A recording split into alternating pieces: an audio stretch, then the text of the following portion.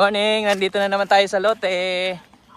So ayan, maraming nga nagtanong sa atin paano daw natin na-acquire tong lote, paano natin nakuha. Actually, nakita ko lang to dati sa Facebook. May nagpost sa Facebook, yung real estate agency. Uso kasi sa amin dito yan, yung mga nagpo-post kasi sila yung mga naghahanap ng mga lupa na binibenta, tapos sila yung nagsasubdivide. Dinidivide nila. Kaya ito po, lote-lote ito.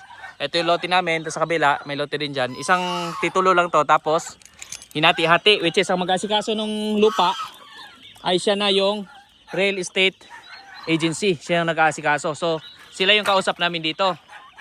No, kaya ngayon, meron na tayong sariling area. Ganun din yung kabila. Nakausap natin yung real estate agency. So, tayo naghuhulog din doon sa kabila. Ito yung fully paid na rin namin itong loteng ito ngayon. Which is, ito na. Dahan-dahan na rin pong dumadami yung mga alaga natin dito. Hulugan po. Kasi pagka hindi hulugan, mahirapan talaga, hindi natin kaya dahil milyon-milyon po ang halaga ng lupa. No, itong atin, ito 2,000 square meter, 700k po itong 2,000 square meters. Tapos yung iba naman, meron dyan, depende sa slope. Yung masyadong pababa na, merong iba mas mura na. No, may 500k, yung 1,000 SQM, may ganon. So ito naman yung 2,000 SQM. 500k yung 2,000 SQM. Pero ito maganda pa rin yung lokasyon nila. Yung mga nahuling bumili kasi mas nakakamura sila. Ito kasi may kasama ng itong landahan na to. No, itong bodega na to. Kaya medyo mahal ko nakuha itong unang lote. So para naman sulit na sulit ngayon. Ganito yung alaga. Malawak po itong lupang to. May nanghabol akong gansa. Malawak po ito. Kahit pa paano, itong part na to, ito yung siguro more or less mga 1,000 SQM hanggang dito banda. Pag 2,000 kasi, abot ko siya doon sa, ayan po, malayo po yung abot niya. Abot po siya dyan sa dulo na yan, yung mga kahoy na yan. Nandyan po yung lambat natin. So, ayan. So, hanggang dyan, malayo po yan, hanggang doon. Sako pa natin yung mga niyog na yan. Ito kasi 80 meters yung paganyan, tapos 25 meters tong dito. Tapos yung kabila, ganun din. Yung kabila naman, 1.5 hectares yun, yung dyan sa tawid. No, yung pababa dyan hanggang palayan. Papasilip ko muna sa inyo bago ako magpakain ng alaga. So yung kabilang side, ito yung fully paid na natin to. Nahulugan natin ngayon. Since yung kabila, matagal nilang naibenta, wala pang bumili. So nakiusap ako dati na ako na lang maghulog. Itong iba po, wala na bakante dito. Lahat po nabili na. Meron ng mga may-ari. So ito po yung pababang part. So ito po yung 1.5 hectares po ito. Mula yung manggang yan. Lahat ng manggang yan, nasako po yan sa 1.5 hectares na hinulugan ko ngayon. Hanggang doon. Pababa yan doon sa palayan. So doon, hanggang doon sa dulo. Yun. Yung may kahoy na yun sa malayo. Ayan, yung may kahoy na yan. Hanggang dyan po. Yung 1.5 hectares na hinulugan ko ngayon. So maganda dito, ang ganda po ng view. Tapos yung baba, maganda po sa itik. Kaya nag-uumpisa po ako dyan ngayon na mag-alaga ng itik. Which is meron ako ngayong, may order ako na 200 na pirasong sisyo ng itik. May nakarating na dito sa akin na 70. Plus yung mga lalaki pa. So marami tayong maalagang itik dito. Tapos meron pa ako nauna dyan na malaki-laki ng mga itik. So try natin ipurso dito yung mga itik dyan sa baba. Tapos itong mangga, pag may budget tayo, pabungahin natin ulit. Kasi pinabunga ko ito, nangasira ang kuwan niya, bulaklak. So hindi siya nagtuloy. Ito lang may nagpurso, kunting bulaklak may na buong bunga. Ayan yan yung in-spray ko. So ayan po yung technique natin dito sa lupang ito. So papakain muna tayo ng mga alaga. So ito sa likod dito mahaba pa po ito kaya may road right. Ito po ang gusto ko dito kasi ito yung national road. Barangay road pala. Ito yung barangay road, yan po may graba. So papuntahin dito, nasa 1.1 kilometers papunta doon sa pinaka main highway. No, may main highway to, 1.1 kilometers. Simentado na doon. No, paglabas din ito nasa siguro mga around mga 600 meters, simentado na rin po diyan. So ito lang yung hindi pa. Tapos ito may road right na, ito yung pinagawa ng developer nitong lupa. Kasi sa likod nito mayroon pa pong maraming mga may-ari ng lote diyan. So lahat po ito ay may mga may-ari na po yung mga lote dito lahat. No, kasi may mga nag-inquire sa akin kung pwede pa rin daw makabili. Lahat po ito ay meron na pong owner. So ito rin po. Yan, may mga may-ari na dyan. So ito po ang barangay road na to, hanggang doon lang po yan. Ito pinakadulo kumbaga kami dito sa barangay road. Kaya ayan po, nagdadamo na yung paligid. Oh. Malawak po tong barangay road. Nasa, kung di ako nagkakamali, 6 meters po yung lapad niya. No, kaya ang lapad yung kalsada dito. Tapos ito yung lote, tinayuan lang namin ng kubo na yan. Tapos may existing na yung storage area. May kubo dyan. Tapos nagtanim din tayo para maging kapakipakinabang yung area. Yan, may mga kamote, marami tayong tanglad, may mga saging na tayo dito, may mga prutas na rin tayong tinanim dyan. Kasi yun talaga ako, mahilig ko magtanim ng prutas. Kaya pinag-pray ko talaga na magkaroon ng sariling area. Kasi doon sa kabila po, kami ay tenant lang doon. Hindi namin pagmamayari yung lupa doon. So ayan, papakain mo na akong alaga. Oh, susi, yung susi ko eh. Palabas sa video pala, oh, ayan. Papakain muna tayo ng mga alaga. Kukunin ko lang yung tripod ko sa loob pala. So i-ready lang natin ang ating mga pakain ito. Alam nyo ba itong mga sisiyo natin ng pabo? Dito na rin to sila. Dito na nangitlog yung mga inahin. No, dito na ito. Dumadami ng konti. Ang isa sa bantay natin dito, itong mga gansa. Pag may tao po, maingay yan sila. Kaya hindi rin mapapalagay yung papasok dito. Tsaka nangahabol yan sila. Lalo pag di nila kilala. So ito yung mga inahin, nilagay natin dito. Ngayon may mga sisiyo na rin sila. May manok dito yung inahin nilagay dito. Ayan, may mga sisiyo na rin sila. At may mga nangitlog din tayong mga manok. Ay kahapon may itlog dito, wala na, nadala na, nauwi na yata namin. No, so ayan yung mga alaga natin. So mag-ready muna tayo. Ito may incubator din ako dito. Dito ako nag-incubate dati ng sisiyo ng itik. No, sa ngayon ay yun yung ibang pinapalaki natin at nag-order din ako kasi konti lang yung na-hatch dyan sa in-incubate ko. So, ngayon papakain muna tayong alaga.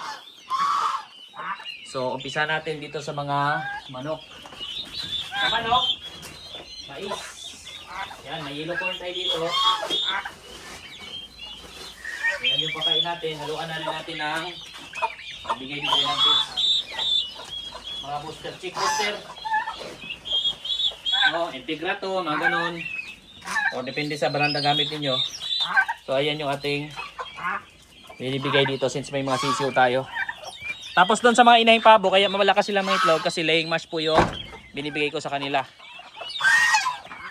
Pero sa ngayon, ito muna ang kanilang pagkain. Ayan o. Ayan o. Ito lang yan, saboy-saboy lang natin dito. Halo-halo lang. Kung 3 rings naman sila, pwede rin po kahit puro mais, bigay natin. Ayan. Sige.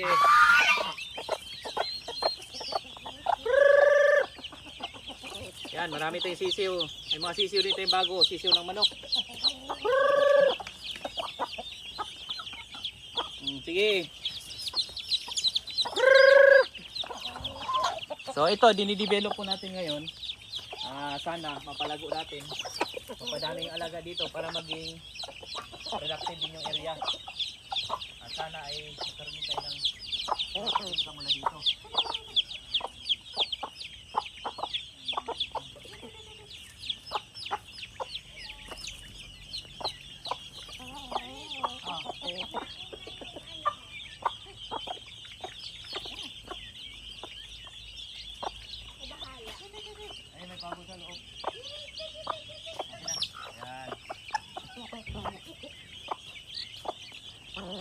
Ayan po. Dami nating sisiyo. Yung mga sisiyo natin, produkto na. Dito na to mismo sila. May itlog, saka dito na nagpisa.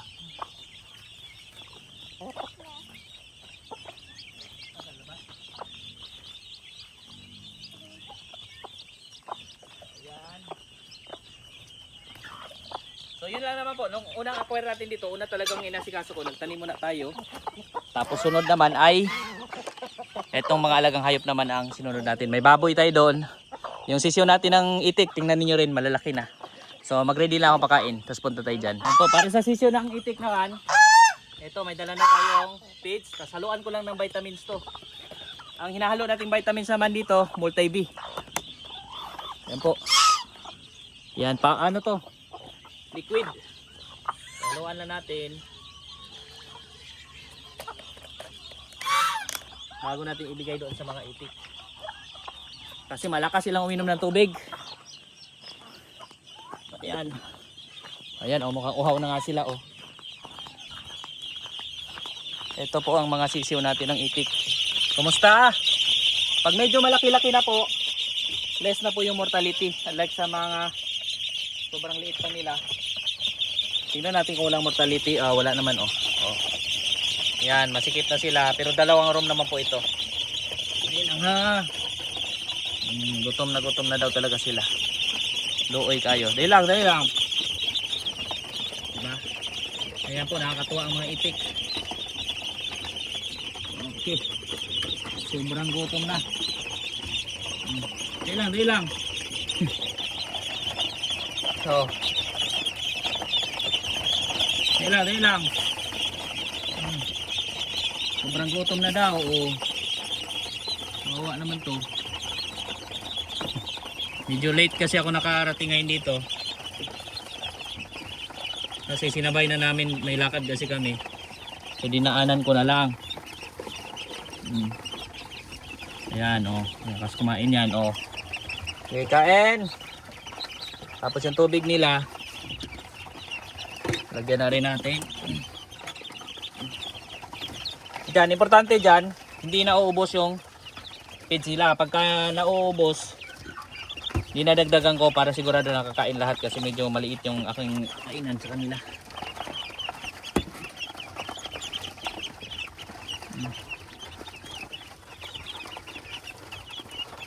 So ngayon yung tubig naman nila ang ating lagyan. Yan po, lakas nilang kumain. Nakakatuwa na po itong mga sisiw na ito. Ato, purong babae pa lang po ito. Ito yung mga napili dati. So mga puro babaeng mga sisiw to. Tapos meron tayong mga lalaking sisiw naman ng itik nandun sa ibabaw. So yun naman next pagpapakainin. Kaya napakarami po nila. Ito po, nagkaroon lang to ng konting mortality. Nasa, siguro na iwan ngayon nasa kuan. Hindi ko nabilang ulit pero nasa 68 piraso to out of 70.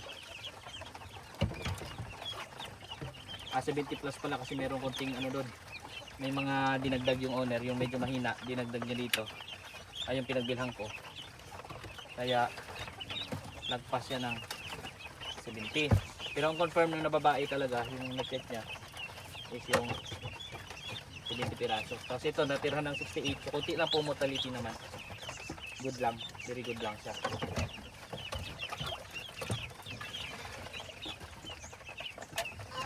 Ayan, inom muna sila ng vitamins. So ito lang po ginagawa natin. Agad-agad nga itong area na to. Nung ito nasa siguro may ilang buwan na ba kami? Siguro may 8 months na kami dito. Mabilis yung galaw kasi nga po nag-uumpisa tayo agad. Yun lang naman ang sikreto doon. Dapat may umpisahan tayo para merong mag-move agad yung ating area. Kung ano yung kakayahan doon lang. Kami kasi may mga existing na kaming alaga kasi nga di ba doon sa kabila may mga alagang hayop na rin kami. So yun yung advantage namin. May existing na so hindi na kami bumili. Maliban na lang sa mga sisiw ng itik kasi wala tayo niyan. So bumibili ako ng itik para dito. So ayan. Sa ilalim yan, ang alaglag na mga peds, kinakain din yan doon sa mga sisiw ng manok. Pati sisiw ng pabo na ikain din dyan. Ayan, oh. So ngayon ay mag-ready naman ako kasi pupunta naman tayo doon sa taas sa mga ibang mga itik naman natin na nandun. So ayan, malakas kumain na yung mga alaga natin yan. Tuloy-tuloy lamang yan sila dyan. Halo-halo. Pabo, gansa, manok, mais. Pagka malaki na to, pwede na kahit purong mais. Basta free-range naman sila. Pwede pa kainin purong mais. Malaking bagay yan sa kanila.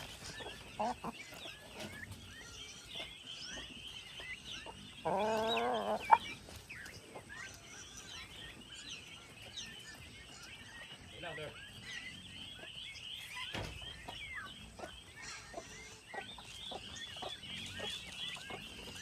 Yan, yung tuna ko na to yung tuna pits, yung halimbawa integra to, ganyan. Para medyo malaki-laki na ng konti. So yan yung pinapakain natin. Itong mga sisiw natin ang itik, ano yan, mga 2 weeks old na yan.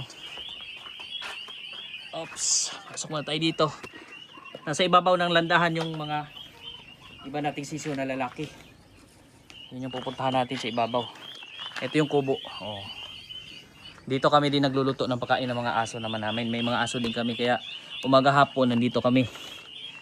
Kailangan namin puntahan to dahil marami ng mga alaga. So, tara, akit tayo dito sa kubo. Ang kubo namin. So, ayan. Ibigyan natin ng pagkain yung mga alaga natin dito.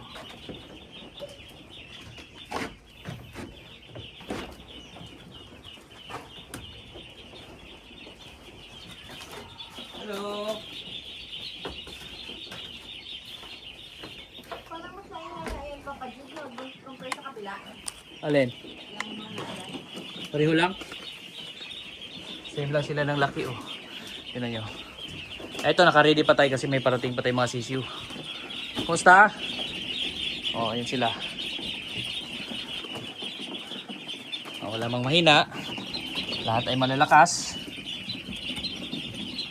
Oh, lahat ay gutom na rin. Masalubong na. Hello. Wala na kayo tubig? Wala na silang tubig.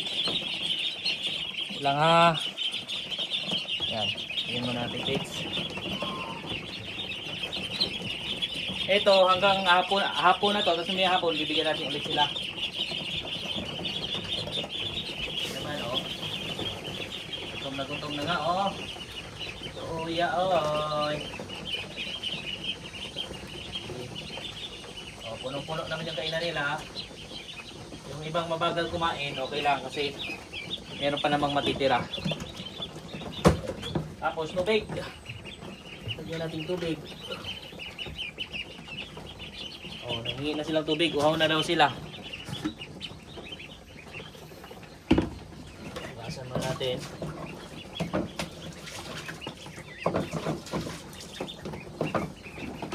Lang.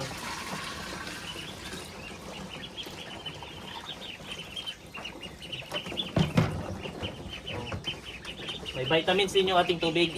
Lagyan natin since may multi-B naman tayong ginagamit na vitamins nila. Yan. Importante isahig nila, tuyo. Yan yung ino-observe din natin. Hindi mo na ako naglagay ng ipa kasi dati may ipa. Maraming namatay kasi kinakain nila. Oh. Ayos. Malalakas, maliliksi na. Wala nang namatay. Doon banda naman tuyo yung guwan. Oh.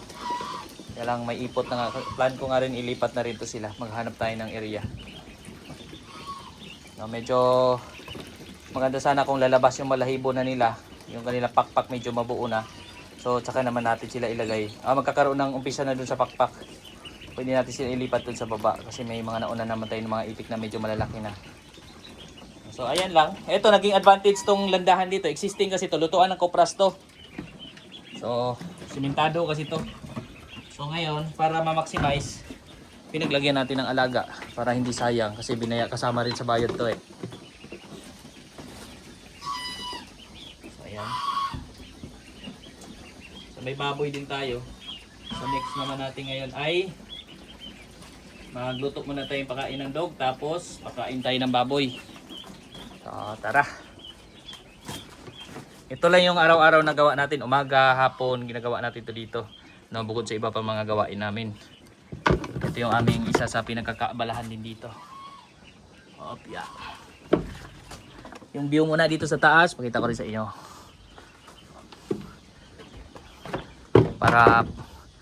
Parang nandito rin kayo oh. Yung baba, ayan na, puno ng tanim yan dyan. May mga gulay tayo dyan. Saging. Tapos yung view natin doon, oh, kita yung kabilang kalsada. Ayan, may kalsada rin doon sa dulo. May mga bahay din dyan.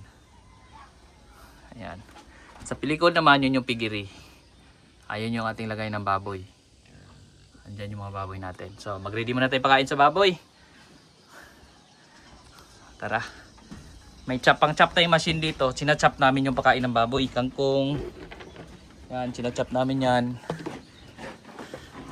para madaling kainin ng mga baboy. Okay. Tapos yung effective na may itlogan na pabo, itong loob, nalandahan sa ilalim. Diyan dati nangitlog yung pabo. Pero ngayon kasi kung saan saan lang sila nangingitlog. So mag-ready muna tayo ng pakain naman ng baboy. Mga alaga namin dito, sila yung mga pinapakain natin. Ayun pa oh. May isa pa oh. Ayan oh. So habang tayo ay magcha-chop ng pakain nila, pakain ng baboy. So magluto muna tayo. So dito naman kami nagluluto. Ito yung aming lutuan. Ayan yung aming mga plato. Minsan kasi dito kami kumakain. So maghaling muna tayo. Magluto muna tayo. Magpaapoy muna tayo. Ng kanilang. Ayan, may bigas na to. Ayan po.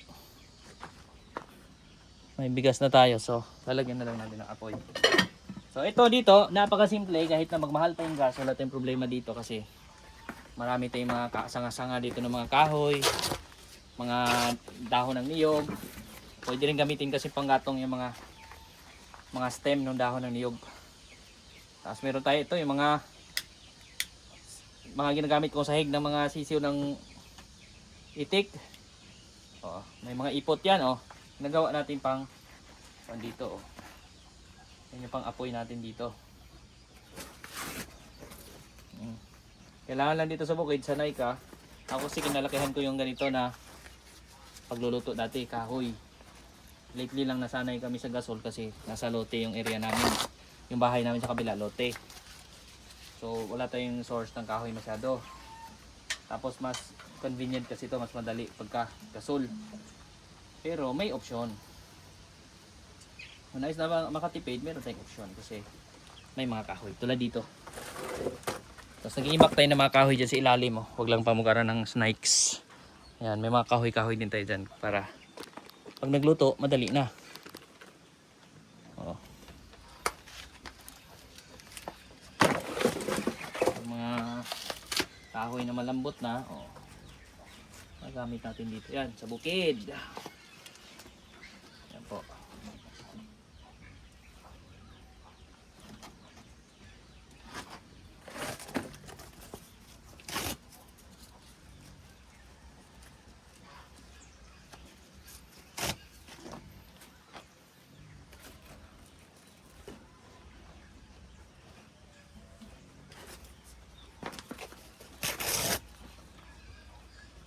Oh, maya, apoy na yan.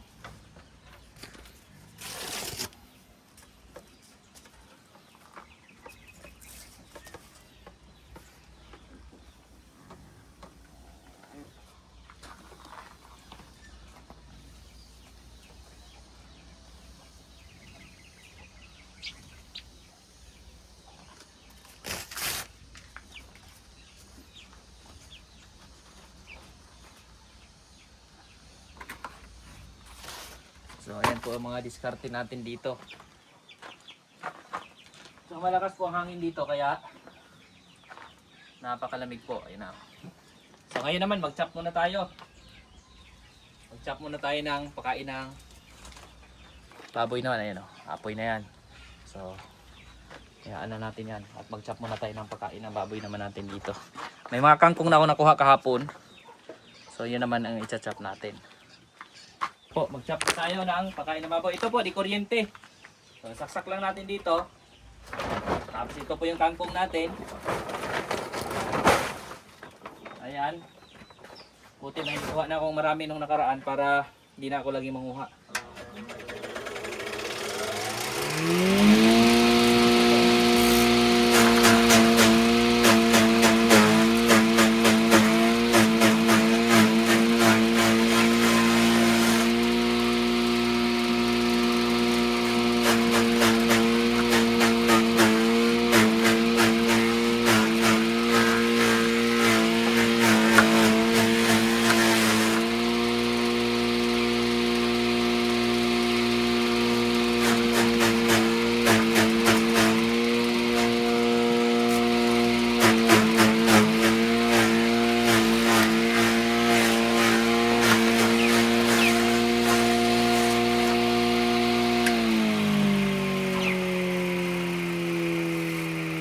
Oh, ganyan lang po kabilis mag-chop ng kangkong. Oh.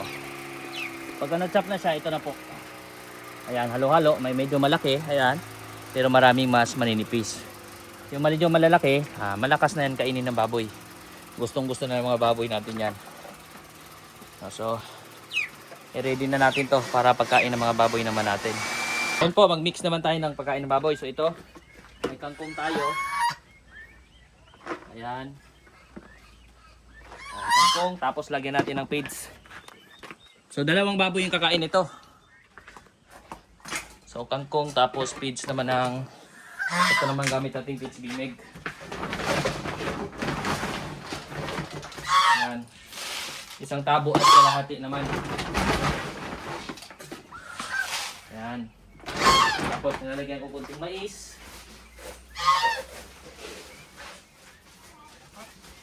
Mais. Oh.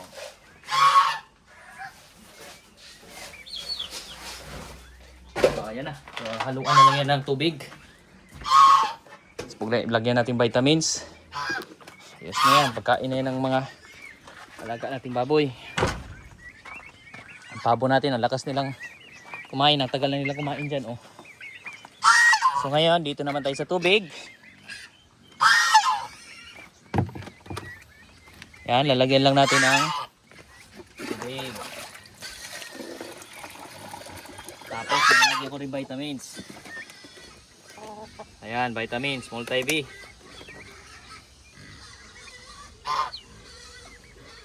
Yan po.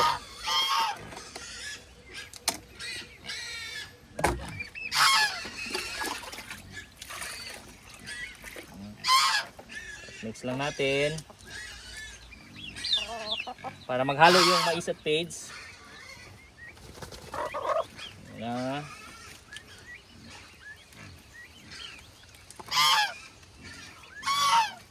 So, yan lang po yung ating mga tsaga-tsaga dito. Minsan nabot din tayo mga 1 oras, 2 oras. Depende kapag nalibang tayo, tingnan natin habang pinapakain yung mga alaga. Nagtatagal tayo. Pero pagka tuloy-tuloy lang pakain, walang problema, mabilis lang po. So, tara. Punta tayo sa baboy. Ando naman yung baboy natin sa unahan.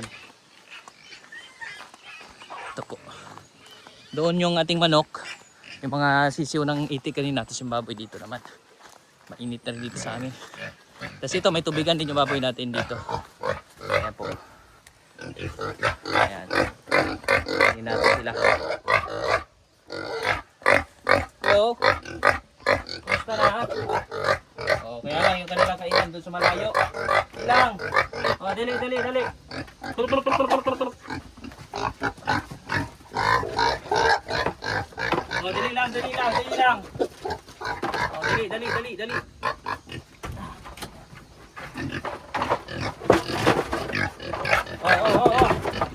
Ay, sara na.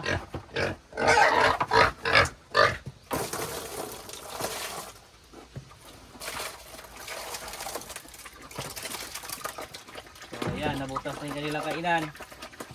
Kailangan pala ito palitan. Ayan.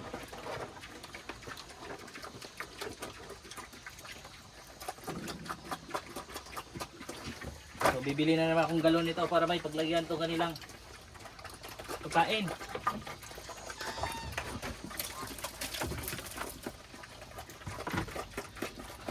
Kasi butas na, wala na paglagyan yung sabaw.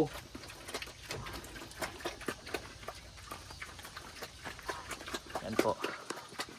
Malalakas na pong kumain yung mga baboy din natin dito. Bilis lumaki oh.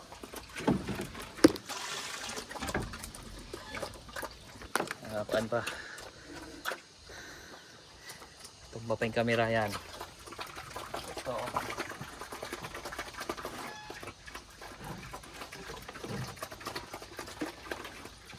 Oh.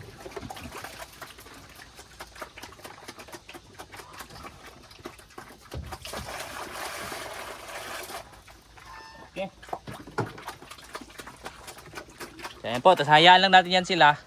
Tapos naglalagay rin tayong tubigan dyan para meron silang maliligo. At saka ito, meron naman silang naiinom. O, may laman pa naman. Dadagdagan ko rin ng tubig yan mamaya.